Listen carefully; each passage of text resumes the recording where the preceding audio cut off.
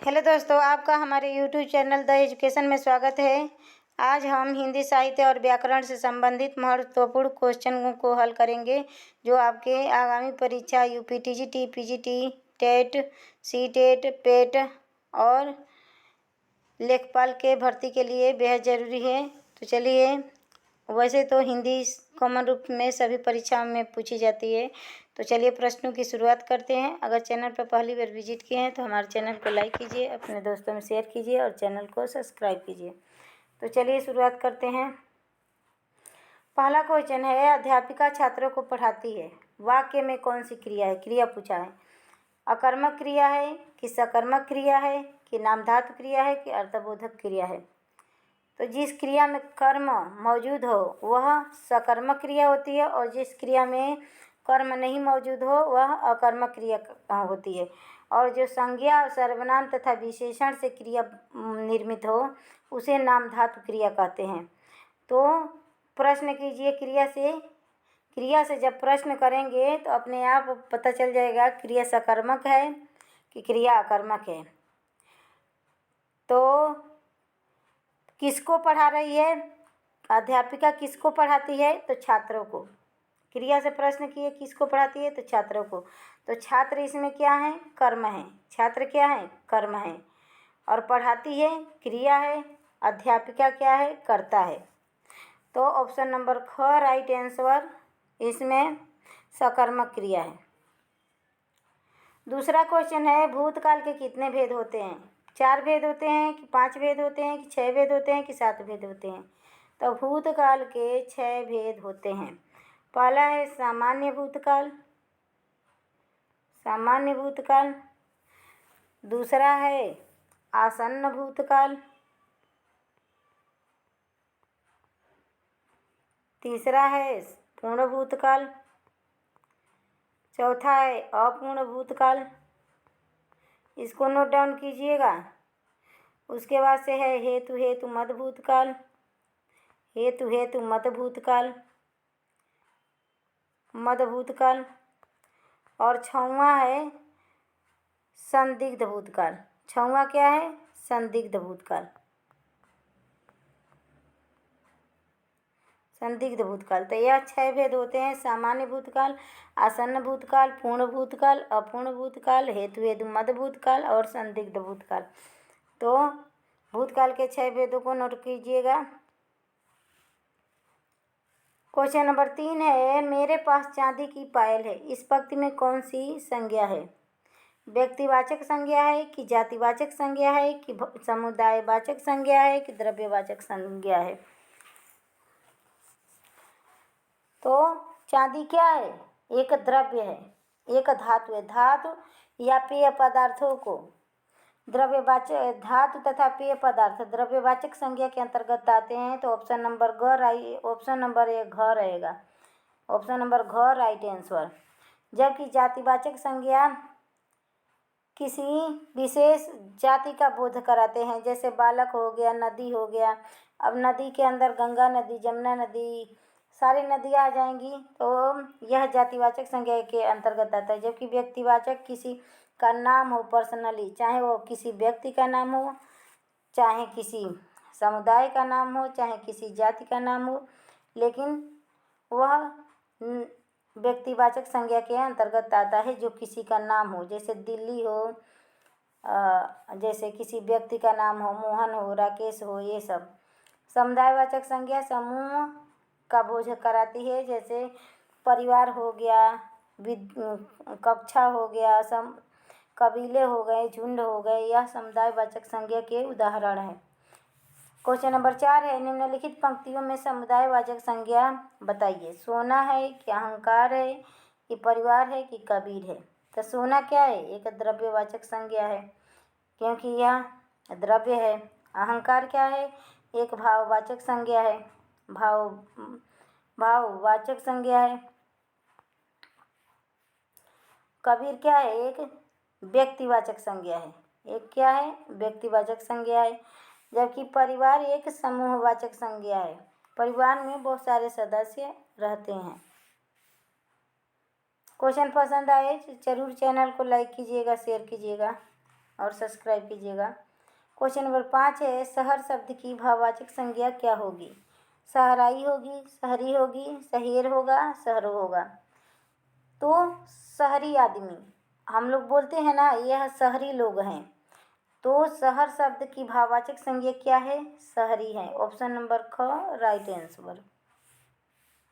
Question number 6 है, हिंदी भाषा की लिपि क्या है? रोमन है कि देवनागरी है कि अरबी है कि फारसी है? तो हिंदी भाषा की लिपि देवनागरी लिपि है, जबकि रोमन अंग्रेजी भाषा की लिपि है। अंग्रेजी भाषा की लिपि है। और फारसी क्या है? उर्दू भाषा की लिपि है। तो ऑप्शन नंबर ख राइट आंसर। क्वेश्चन नंबर 7 है, किसी को आवाज़ देना भाषा का कौन सा रूप है? लिखित है कि मौखिक है कि सांकेतिक है कि वाणिज्यिक है? फटाफट आंसर कीजिए। किसी को आवाज़ देना भाषा का कौन सा रूप है? तो भाषा का सांकेतिक रूप है। ऑप्शन नंबर ग राइट आंसर। नेक्स्ट क्वेश्चन है, पक्षियों का चहचहाना भाषा का कौन सा रूप है? मौखिक रूप है कि लिखित रूप है कि सांकेतिक रूप है कि इनमें से कोई नहीं? तो पक्षियाँ जब चहचहाते हैं तो यह सांकेतिक भाषा है।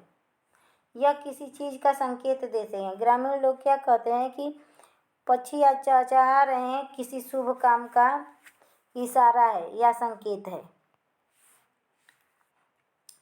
क्वेश्चन नंबर 9 है, निम्न में से अर्थ के आधार पर शब्द के भेद नहीं है। नहीं पूछा है। सार्थक शब्द हैं कि निरर्थक शब्द हैं कि अभिकारी शब्द हैं कि इनमें से कोई नहीं? तो सार्थक और निरर्थक शब्द के दो भेद होते हैं, सार्थक और निरर्थक। यह क्या होता है? अर्थ के आधार पर। अर्थ के आधार पर सार्थक अर्थ में थ में आधार देख रहे हैं ना ऊपर, इसमें भी आधार है, इसमें भी आधार। तो अर्थ के आधार पर सार्थक निरर्थक शब्द के दो भेद होते हैं, जबकि अभिकारी शब्द विकार के आधार पर अभिकारी और विकारी शब्द होते हैं। तो यही राइट आंसर होगा, क्योंकि यही ऑप्शन गलत है, नहीं है। तो ऑप्शन नंबर ग राइट आंसर। क्वेश्चन नंबर 10 है, निम्न में से उत्पत्ति के आधार पर शब्द के कितने भेद होते हैं? 5 भेद होते हैं कि 4 भेद होते हैं कि 3 भेद होते हैं कि 8 भेद होते हैं? निम्न में से उत्पत्ति के आधार पर शब्द के कितने भेद होते हैं? तो उत्पत्ति के आधार पर शब्द के 4 भेद होते हैं। वैसे तो साधारण रूप से पूछे अगर 4 नहीं रहेगा ऑप्शन में तो 5 भेद मान लीजिएगा, लेकिन उत्पत्ति के आधार पर मूल रूप में 4 ही भेद होते हैं। एक होता है तत्सम,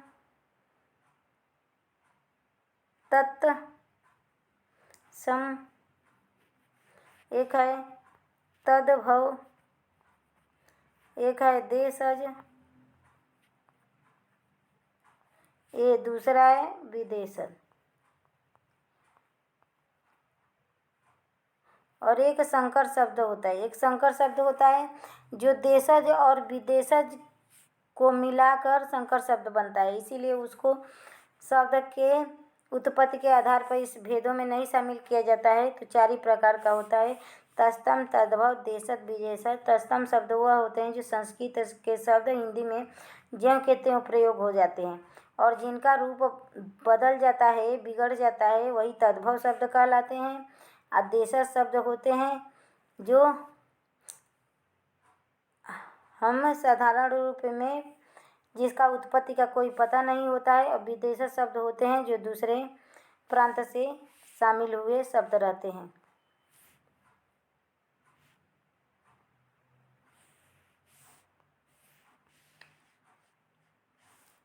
क्वेश्चन नंबर 11 है, निम्नलिखित में से कौन व्युत्पत्ति के आधार पर शब्दों का भेद नहीं है? रूढ़ है कि यौगिक है कि योग रूढ़ है कि संकर है? तो यह व्युत्पत्ति या उत्पत्ति के आधार पर शब्द के 3 ही भेद होते हैं, रूढ़, यौगिक और योग रूढ़। संकर शब्द नहीं होता है। तो ऑप्शन नंबर घ राइट आंसर। संकर शब्द नहीं होता है।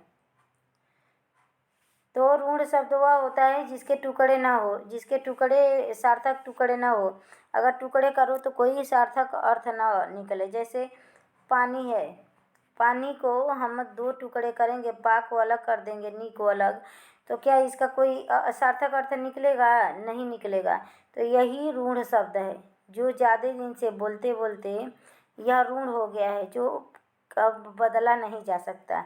यौगिक शब्द वो होता है जो दो शब्द जुड़े रहते हैं, जिनके टुकड़े करने पर सार्थक अर्थ निकलते हैं। जैसे हो गया विद्यालय, विद्यालय, इसमें विद्या धन आलय, विद्या धन आलय होगा तो विद्या का अर्थ है पढ़ने से और आलय का अर्थ है घर, मतलब विद्या के लिए घर।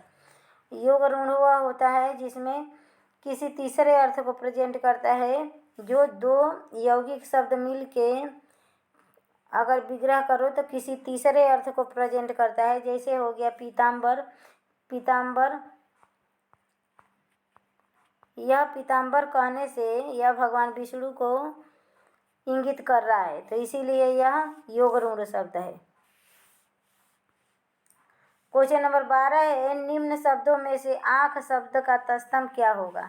नयन होगा कि अच्छी होगा कि अच्छी होगा कि आँख होगा? तो आँख शब्द का तत्सम शब्द अच्छी होगा, आँख शब्द का तत्सम अच्छी होगा, जबकि नयन और आँख यह समानार्थी शब्द है। आँख शब्द का पर्यायवाची या समानार्थी शब्द है और अच्छी शब्द होता नहीं है। 13वां क्वेश्चन है, किंचित शब्द का तद्भव रूप क्या होगा? कम, कुछ, थोड़ा या काम? फटाफट आंसर कीजिए, इसमें से कौन सा आंसर सही होगा? तो किंचित शब्द का तद्भव रूप थोड़ा होगा। ऑप्शन नंबर ग राइट आंसर। 14वां क्वेश्चन है, शांत रस का स्थायी भाव क्या होगा? रति होगा, निर्वेद होगा, जुगुप्सा होगा कि इनमें से कोई नहीं? तो शांत रस का स्थायी भाव निर्वेद होगा, जबकि श्रृंगार रस का स्थायी भाव रति होगा। श्रृंगार कई बर्तनी देख लीजिए, ऐसे ही रहता है, कहीं कहीं 2 बार ऐसे कर दिए तो गलत हो जाएगा। तो श्रृंगार रस का रति ही होगा और यह निर्वेद होगा शांत रस का। जुगुप्सा होगा घृणा।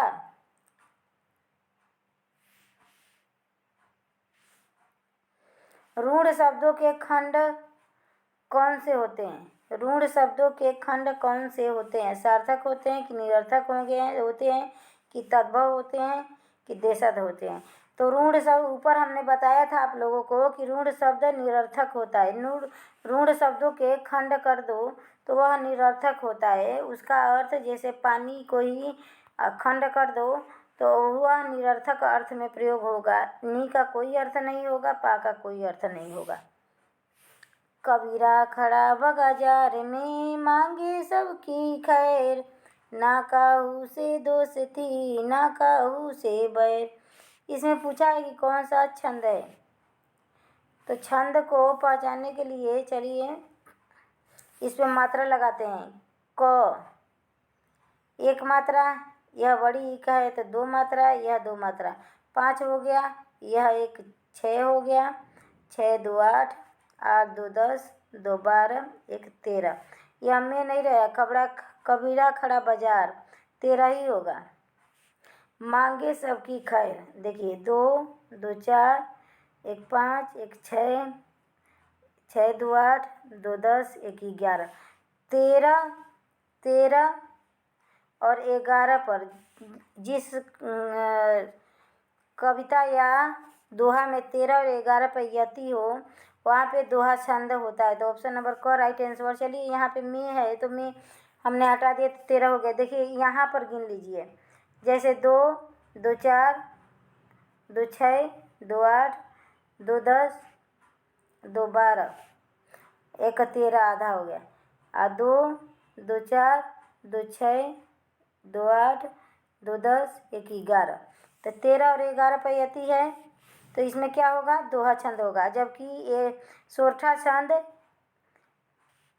11 और 13 पर, 11 और 13 पर यति होती है, और दोहा छंद का 13 और 11 पर यति होता है। और चौपाई छंद में 16 मात्राएं होती है, 16 मात्राएं होती है प्रत्येक पंक्ति में। तो ऑप्शन नंबर क राइट आंसर। क्वेश्चन नंबर 17 है, हिंदी भाषा में कितने लिंग होते हैं? तो हिंदी भाषा में 4 लिंग होते हैं कि 1 लिंग होता है कि 2 लिंग कि 3 लिंग? तो हिंदी भाषा में 2 लिंग होते हैं, ऑप्शन नंबर ग राइट आंसर। एक पुल्लिंग होता है, पुल्लिंग होता है, एक स्त्रीलिंग होता है, स्त्रीलिंग होता है।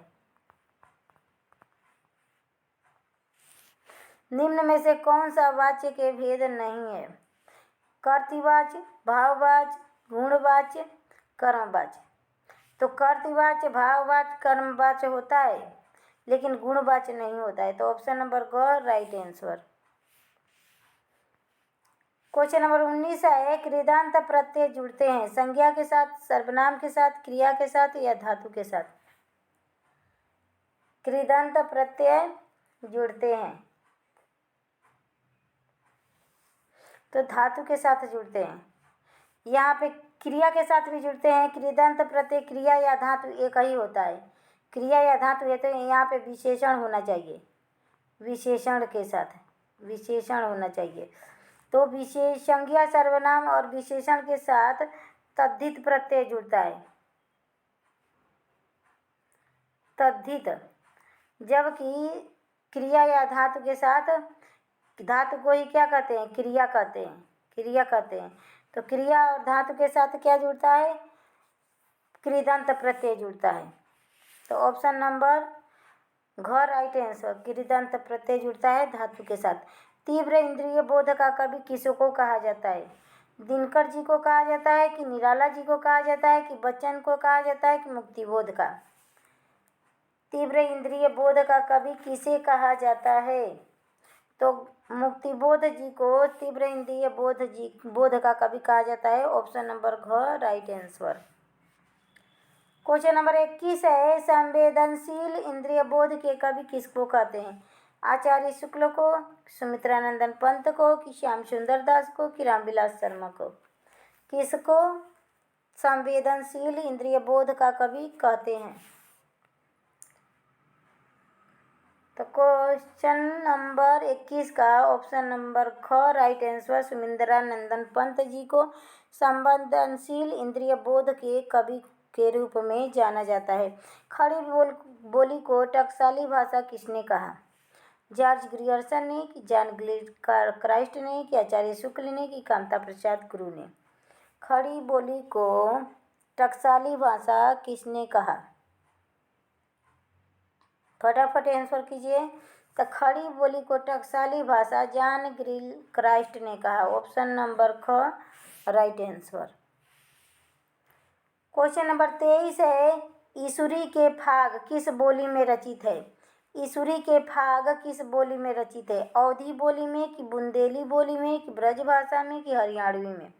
ईसुरी के फाग, तो ईसुरी के फाग बुंदेली बोली में रचित है, ईसुरी के फाग बुंदेली बोली में रचित है, ऑप्शन नंबर ख राइट आंसर। और यह बोली पश्चिमी हिंदी से संबंधित है।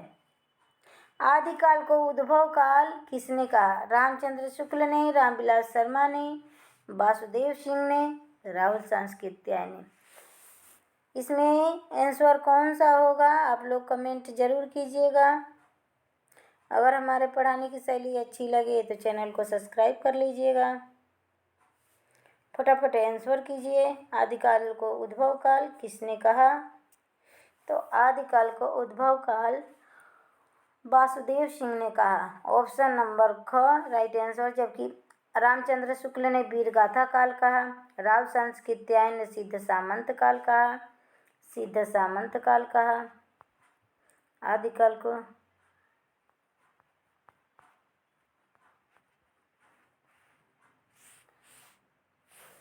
आदिकाल को संक्रमण काल किसने कहा? हरिश्चंद्र वर्मा ने, रामखेलावन पांडे ने, कि उक्त दोनों ने, कि इनमें से कोई नहीं? तो हरिश्चंद्र वर्मा और रामखेलावन पांडे, यह दोनों लोगों ने आदिकाल को संक्रमण काल कहा, ऑप्शन नंबर ग राइट आंसर। क्वेश्चन नंबर 26 है, आचार्य रामचंद्र शुक्ल ने अपभ्रंश रचनाओं की समाप्ति किस रचना से मानते हैं? पृथ्वीराज रासो से, कि विजयपाल रासो से, कि राणा रासो से, कि परमाल रासो से। किस रचना से कहे हैं कि अपभ्रंश का अंत हो गया? आचार्य रामचंद्र शुक्ल ने किस रचना से अपभ्रंश का अंत माना है? तो विजयपाल रासो। विजयपाल रासो से अपभ्रंश रचनाओं की समाप्ति माने हैं आचार्य रामचंद्र शुक्ल। और विजयपाल रासो किसके द्वारा लिखित है? तो नल सिंह।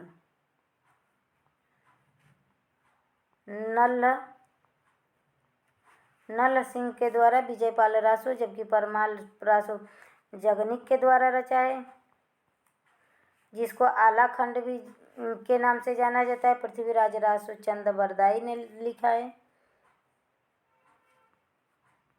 चंद्रवरदाई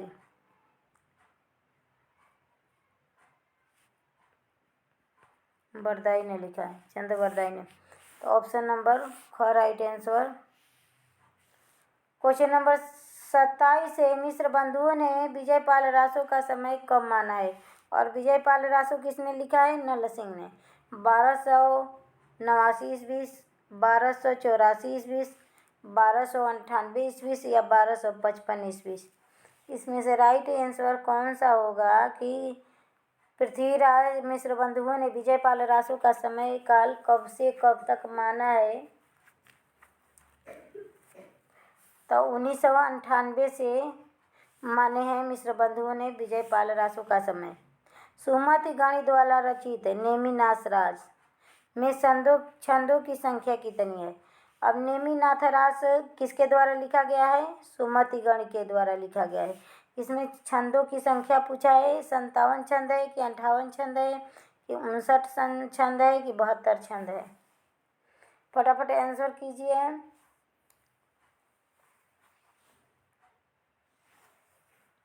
तो इसमें 58 छंद है, ऑप्शन नंबर ख राइट आंसर।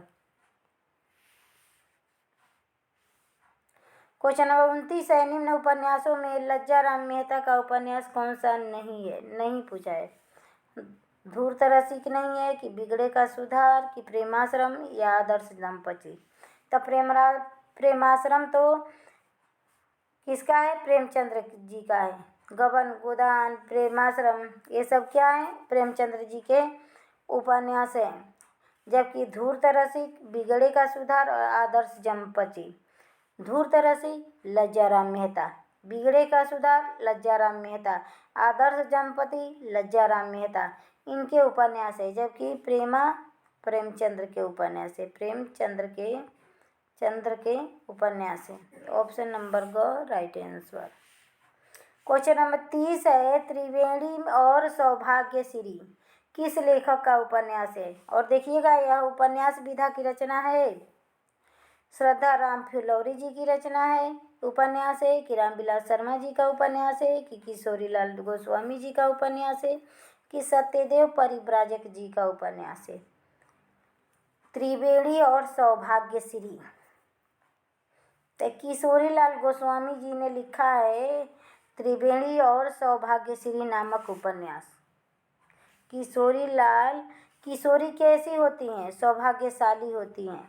कोरिलेट कर दीजिए। त्रिवेणी नहाने जाती हैं किसके लिए? सौभाग्य को बढ़ाने के लिए। किशोरी लोग त्रिवेणी नहाने जाती हैं सौभाग्य बढ़ाने के लिए। ट्रिक समझिए, किशोरी लोग सौभाग्य बढ़ाने के लिए त्रिवेणी जाती हैं। तो ऑप्शन नंबर ग राइट आंसर। वाक्यम रसात्मकम काव्यम, यह किस कवि की उक्ति है? मम्मट की है कि राजशेखर की है कि आचार्य विश्वनाथ की है कि भामह की है? तो यह वाक्यम रसात्मकम काव्यम, रसयुक्त वाक्य ही क्या होता है? काव्य होता है। काव्य की परिभाषा, यह परिभाषा उक्ति आचार्य विश्वनाथ जी ने दिया है। तो ऑप्शन नंबर ग राइट आंसर। वीरमणि उपन्यास किसका है? वीरमणि। और यह एक उपन्यास विधा की रचना है। इसे रामेश्वर शुक्लांचल जी ने लिखा है कि दिनकर जी ने लिखा है कि मिश्र बंधुओं ने लिखा है कि अग्रदास ने? फटाफट आंसर कीजिए। तो त्रिवेणी वीरमणि उपन्यास मिश्र बंधुओं ने लिखा है। वीरमणि उपन्यास मिश्र बंधुओं ने लिखा है ऑप्शन नंबर ग राइट आंसर। सौंदर्योपासक उपन्यास किसका है? सौंदर्योपासक, ये बिल्कुल नया उपन्यास लग रहा है। रामेश्वर शुक्लांचल, रामविलास शर्मा ने, श्याम सुंदर दास ने कि ब्रजनंदन साय ने?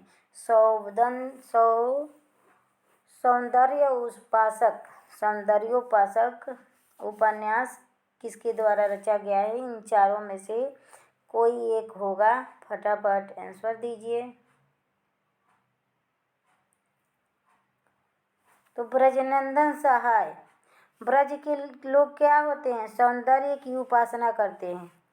जैसे भगवान श्री कृष्ण ने राधा जी की उपासना किए थे, तो उपासना, सौंदर्य की उपासना ब्रज के लोग ही करते हैं। तो ब्रजनंदन सहाय सौंदर्य उपासक उपन्यास लिखे हैं। नाथ पंथ व संत काव्य के बीच की कड़ी निरंजनी संप्रदाय है। यह कथन किसने कहा है कि नाथ पंथ व संत काव्य के बीच की कड़ी निरंजनी संप्रदाय है? तो निरंजनी संप्रदाय के प्रवर्तक कौन है? हरिदास निरंजनी। हरिदास निरंजनी संप्रदाय के प्रवर्तक हैं। नाथ पंथ के गोरखनाथ हैं और संत काव्य कबीरदास जी का है। तो इनके बीच की कड़ी किसने माना है? आंसर दीजिए।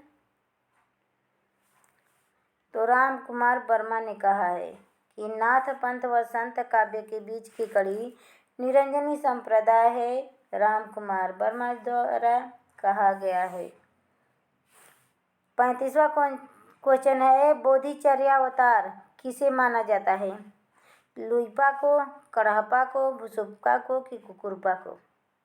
और यह सब पा जुड़ गया है, मतलब यह क्या है? सिद्ध कवि है।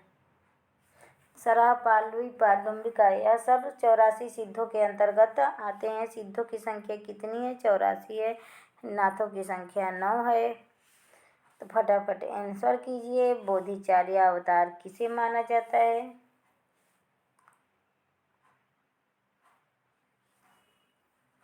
तो भुसुप्पा को माना जाता है। भुसुप्पा को बोधिचर्या अवतार माना जाता है। क्वेश्चन नंबर 36 है, शक्ति संगम तंत्र किस भाषा में लिखा गया है? पाली, अपभ्रंश, संस्कृत, हिंदी?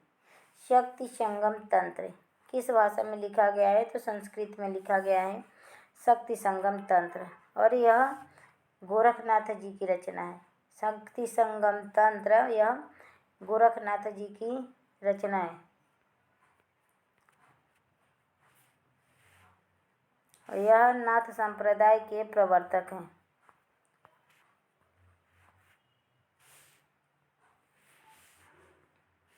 क्वेश्चन नंबर 37 है, किस रचना को हिंदी का प्रथम जय काव्य कहा जाता है? खुमार रासों को, पृथ्वीराज रासों को, परमाल रासों को, चंदन बाला रास को?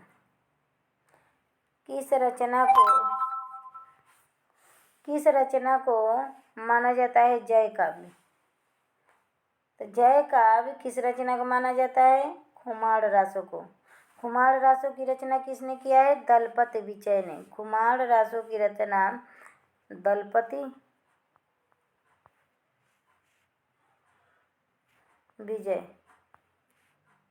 दलपति विजय ने किया है खुमार रासों की रचना।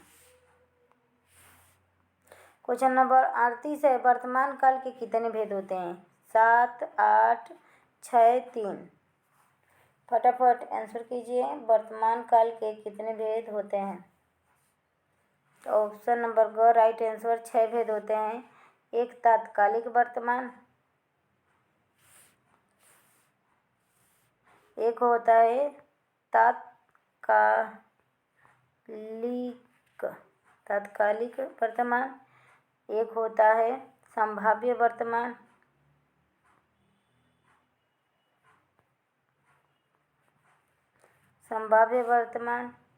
एक होता है सामान्य वर्तमान, एक होता है पूर्ण वर्तमान, एक होता है अपूर्ण वर्तमान। 5 हो गए ना। 6वां है संदिग्ध वर्तमान।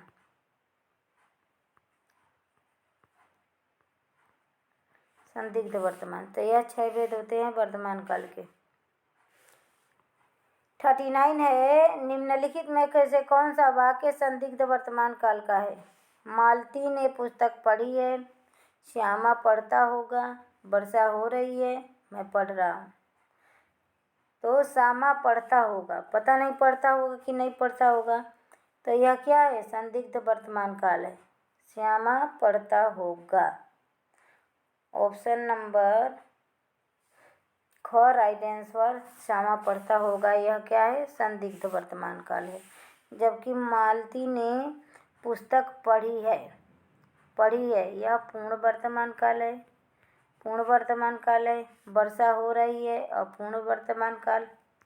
हो रही है अभी बंद नहीं हुई है, मैं पढ़ रहा हूँ, यह सामान्य वर्तमान काल।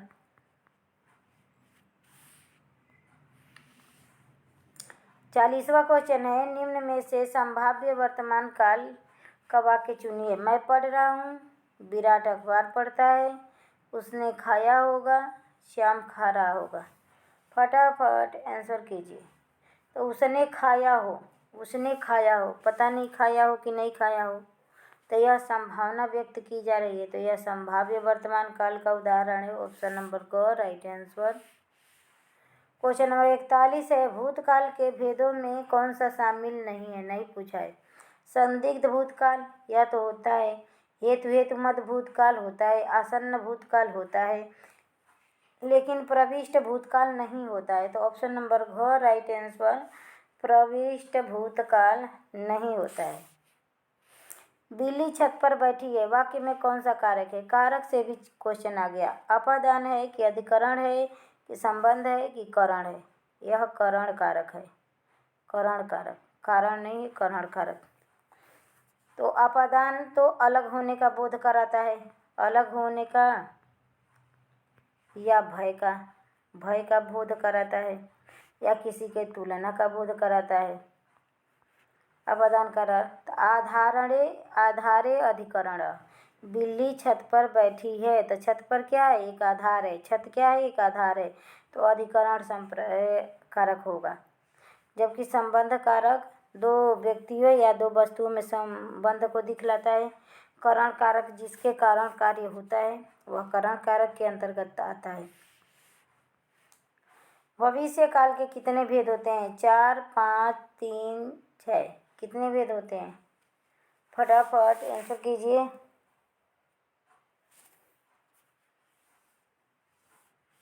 भविष्य काल के 3 भेद होते हैं। एक सामान्य भविष्य काल, एक होता है सामान्य भविष्य काल, एक होता है संभाव्य भविष्य काल, और एक होता है हेतु मद भविष्य काल। हेतु मद भविष्य काल। तो यह 3 भविष्य काल के भेद होते हैं। ऑप्शन नंबर ग राइट आंसर। क्वेश्चन नंबर 44 है निम्न में से कौन सा हेतु मद भविष्य काल का भेद है? शायद चोर पकड़ा जाए,